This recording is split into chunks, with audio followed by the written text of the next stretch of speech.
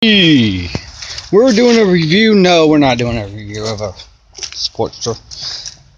We're doing a review on my lights, my shutters. This is the wire connected to my computer. This wire was a failed success here, so screw that. Apparently, I need heavy gauge wire to go to these 12-volt lights. The data does not get to the lights if you don't have a heavy gauge wire, or the controller's too far away. This would have been pertinent information when I set the show up, but I got around to it, or whatever. This extension cord down here powers the entire show. Goes over there to an outlet around the wall.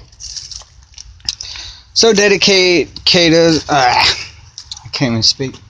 Data cable, extension cable, and this other cable right here is going around, and it's going over here. Now what I'm doing here, this is kind of just rigged up at the moment. The data is coming off of this string of lights and going back to that. So data out is going out to the other string of lights. But the power is being renewed back to the lights. It needs power. It needs power. These things can't transmit power and data and stuff like that if they don't have power. This orange one's going back to the controller. You'll see that in a minute. Okay, so next shutter right here is closer to the controller. This is just internet wire.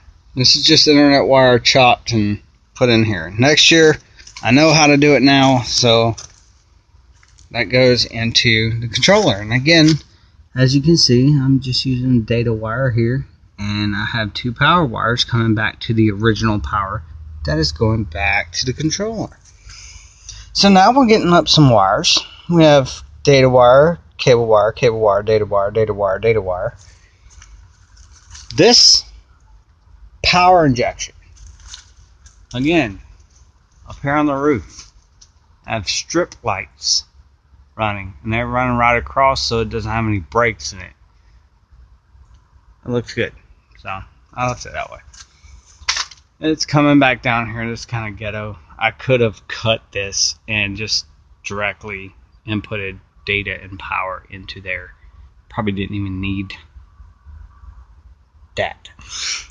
So, but this is the first year doing this. And here's all your wires. Hey, wires. There's wires everywhere. In these boxes, only two. Well, I could only use one power supply if I wanted to, but in this top one, this is the power supply. That's what it looks like. Wires going down to the controller. The other one, the same. No need to open that. This one is the brains of the operation. And it's that E682 controller. The IP address has changed since then, so it's in the 192 range, but here's my extension cords hooked up.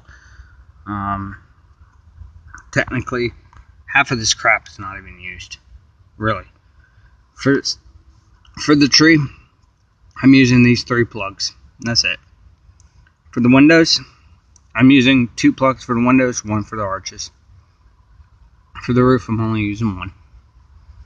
So, most or any of all of these can be unplugged, except for those 3, 1 here, and then 2 over here.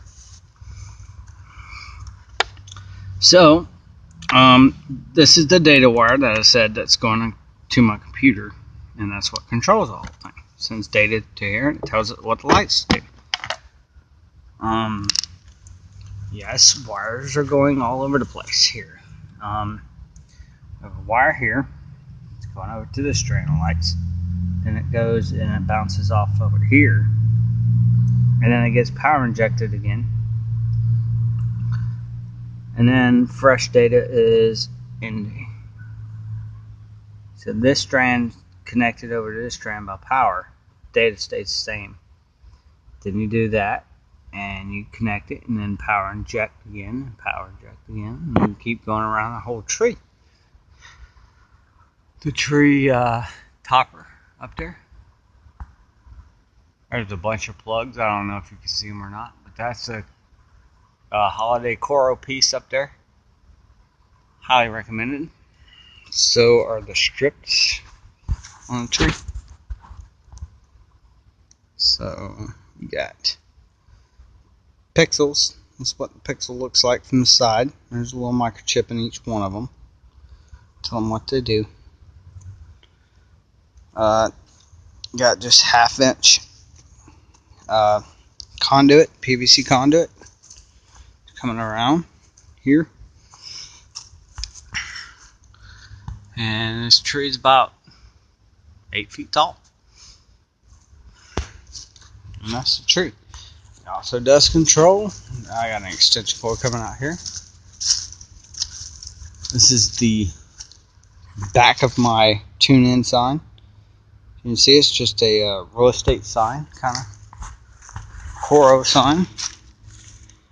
And it says tune to 88.5 FM. Now you'll see I accidentally flipped this over and started drilling backwards, and I made it backwards 5, but you can't see that at night. Who cares?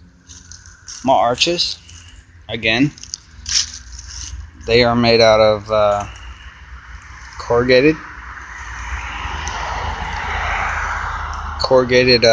plastic, zip tied onto 1/2 inch EMT conduit.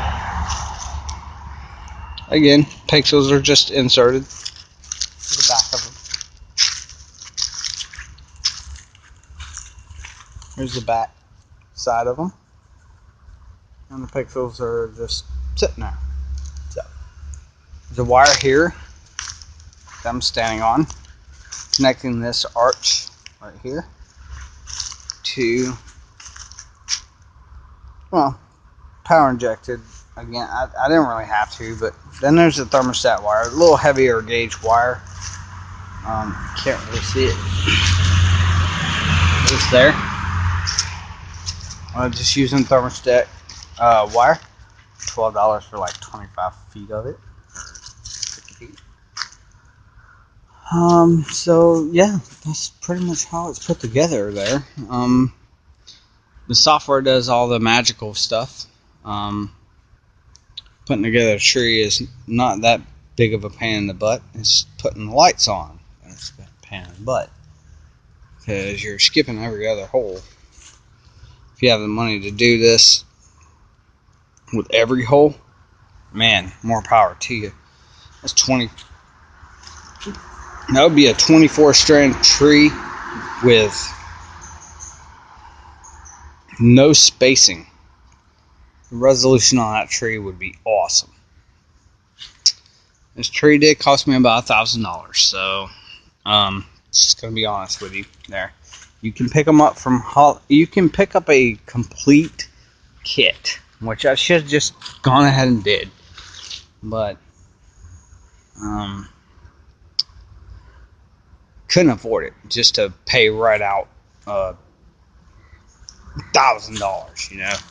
So throughout the year, I took that tree and I bought the lights for it. I bought the strips for it. I bought the conduit and all this. And so this is what my yard looks like right now. You can't really tell the shutters when you're from the road. You really can't. It is just rigged up. And then, like I said, this is the first year I've done it. But hopefully next year, this will be a heck of a lot better.